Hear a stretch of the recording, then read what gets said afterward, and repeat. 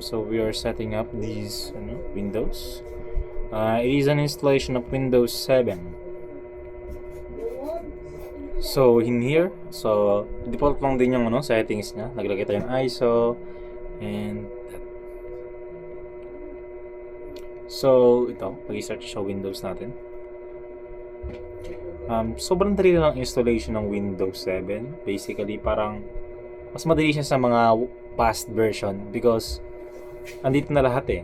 So, ano naman siya, like, di na natin kailangan mag-code para i-install, maglagay tayo ng another file. That's like, naka-compact na siya sa isang isang ISO. So, madali lang installation nito. So, in here, makikita natin is it's booting up na. It only lasts about 10 minutes installation of Windows 7.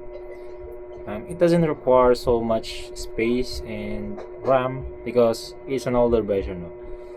So as we can see, ito.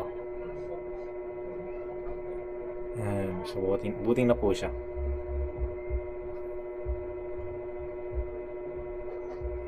And tayo na lang natin siya mag-boot.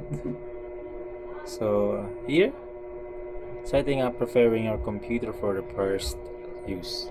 So it's setting up and checking the video performance.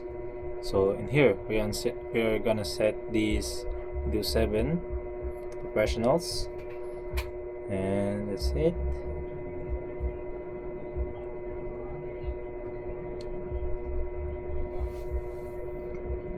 So naglagay tayo ng ng product key. So as you can see, hindi muna siya gumana. So later na natin siya gagawin. And so setting up the time. So default lang din yung mga times niya. So after that, it's putting up. So you can stay preferring your desktop. So ayun na. Andito na tayo. So dito pwede na natin siyang set up yung users. Mga niya, pwede natin siyang lagyan ng mga iba-ibang like isa natin yung Wi-Fi.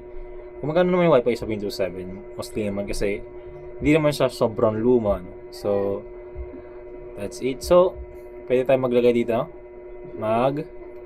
so for the installation, ito na po yun. So thank you for watching, and I hope you did like our video installation in Windows 7.